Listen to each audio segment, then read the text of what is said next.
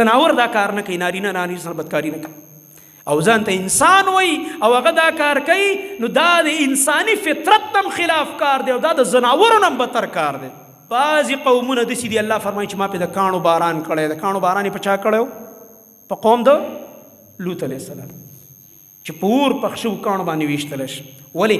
بدکارو زناکارو او زناکار سنګسارول پکاري. زموږ دین کې هم دا دغه چې واده والا یو بدکاري وکړي سنګساری تر دې پورې چې مړ شي، نو دا بدکارو په اور باندې اور په کاڼو الله رب العالمین ویشت او کلی یې په الټه کړه. ځکه کارونه الټه کول د نارینهو سره بدکاري کوله چې دا کار زناور نه کوي، زناور دا کار نه کوي، نارینه نارینه سره بدکاري نه کوي او ځان ته انسان وایي او هغه دا کار کوي، نو دا د انساني فطرت هم خلاف کار دی او دا د زناورو نه هم بدتر کار دی چې زناور هم د دې کار نه شرمیږي او ځان ته انسان وایي او هغه داسې کار وکړي.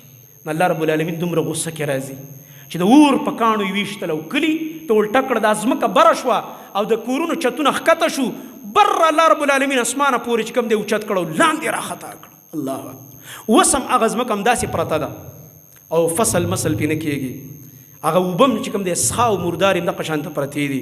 الله رب العالمین تباه کړي.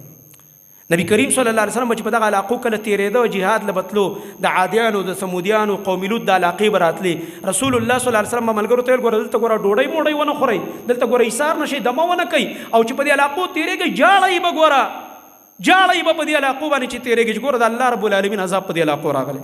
داسې ځایونو ته به چکر وله نه ځي چې خاندي هلته ویډیوګانې کوي بیا پکې خاندي.